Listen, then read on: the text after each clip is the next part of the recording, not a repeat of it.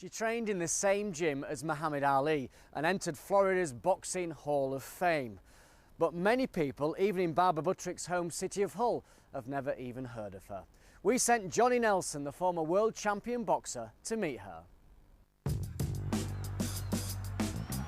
To become the best boxer in the world, it takes commitment.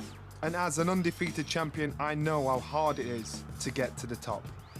But for one fighter, the toughest battle was just trying to set foot in the ring. But Barbara Buttrick went on to become the world's first women's boxing champion and trained in the same gym as Muhammad Ali. Under 5 foot tall, she was known as the Mighty Atom. She now lives in Miami Beach, but she grew up in Yorkshire. Back in those days, they didn't want girls to play soccer. You know, it was girls don't do this, girls don't do that. I bought myself a harness thing that you put a football in and made a punch bag out of it. I read this in a newspaper. But an article inspired her to make it her career. Your friend's mother gave you some newspaper to clean your boots. This is the newspaper print. That's the newspaper clipping, and it tells about Polly Burns, who travelled with a boxing booth. I thought, well, if she could do it, so can I. Let me try boxing.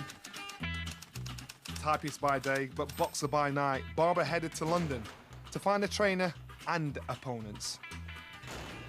I think all this talk about girls not boxing is old-fashioned. Girls aren't the delicate flowers they used to be. Anyhow, my boyfriend doesn't mind. In fact, Barbara's boyfriend was a trainer, who she later married. And at Mickey Wood's gym in London, she finally found somewhere she could train. I was 18 then. Oh my goodness. No wrinkles. Yeah, but you still got that fight in your eye, yeah? Soon Barbara was making headlines, though none of them very positive. Bandest girl boxer, horse storm over battling Barbara. The criticism. Did it bother you? Mickey Wood says, we made the front page again. I said, yeah, but look what they're saying. He said, don't read it, measure it. So, she took to fighting any woman who'd challenge her in travelling fairground boxing booths. Nobody would encourage it, I mean, and they were so down on it, I guess they put the other girls completely off. You could have easily decided to play it safe and get a job. So fed up with fairgrounds, Barbara searched further afield for opponents, and that took her to America. Barbara travelled from state to state, finally finding women to fight. That was one fight that I lost with Joan Hagan. This is it? Yes, but she was so much, as you can see, she was so much... Look at the size difference. Yeah, I mean, I never fought anybody my own size, I don't think. Wow. And in 1957 came the moment she dreamt of. She finally got a professional licence and beat Phyllis Kugler to become the world's first women's boxing champion. It's nice to know you're the best in the world, isn't it? You know that too. Yeah. The title brought her to the epicentre of the boxing world, the place where Angelo Dundee trained Muhammad Ali, Miami Beach's 5th Street Gym. Today, the 5th Street Gym's in a new building, but inside the history lives on. I see pictures on the wall of Angelo Dundee, Muhammad Ali. You were here when these guys were here? Yes, I was, yes. Muhammad Ali was just Cassius Clay then, he was young. He was very confident of himself and very showy. But Barbara also met legends like Rocky Marciano's trainer, Charlie Goldman, fighters like Sonny Liston, and Ali's trainer, Angelo Dundee. Did Angelo give you any words of advice? Yes, he did. We talked quite a bit, and he liked the way I boxed, and we got along very well. You mention these names, you talk about these people as though it's nothing to you, but these were actually history makers. They supported me, you know. I was accepted there. And it's still a place where world champion hopefuls train.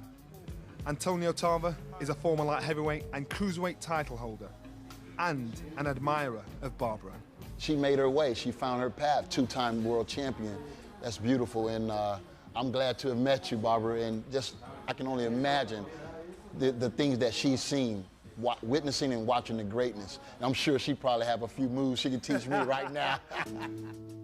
In 1960, Barbara retired, having won 30 fights, drawn 1, and lost just 1. But she didn't say goodbye to boxing. She set up the Women's International Boxing Federation and gave women titles to fight for. And in 2012, she came to London to watch women box for Olympic medals for the first time in history. Among them, 2 times gold medalist Nicola Adams. It's because of women like her that's made it possible for me to box today. It was quite tough for me. Women's boxing wasn't really accepted, so I can't even imagine how hard it must have been for her to keep pushing, keep training and try to be taken seriously. So yeah, I've got to say a big thank you to Barbara for paving the way. I never thought that it would develop to the point it has now with them getting into the Olympics. I was very pleased about that. And now it's very much an accepted thing. An acceptance came when Barbara became the only woman boxer to ever be inducted into the Florida Boxing Hall of Fame. She's like the coolest grandma. I'm very proud of her. Why? What is it? What is it that's... She like pioneered the way for other women boxers. And her family aren't her only fans. This month, she's coming back to visit Hull.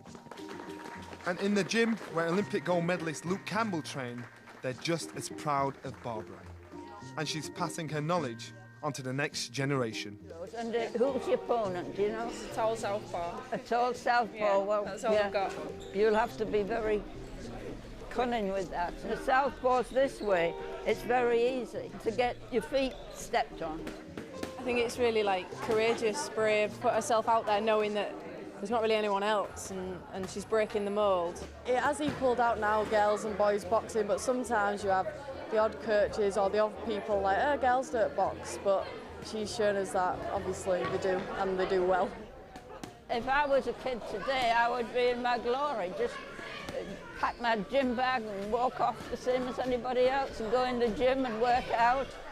I think it's terrific. When Barbara put on her first pair of boxing gloves more than 7 decades ago, she could only dream that girls would be welcomed into boxing gyms. But it could never have happened without Barbara leading the way.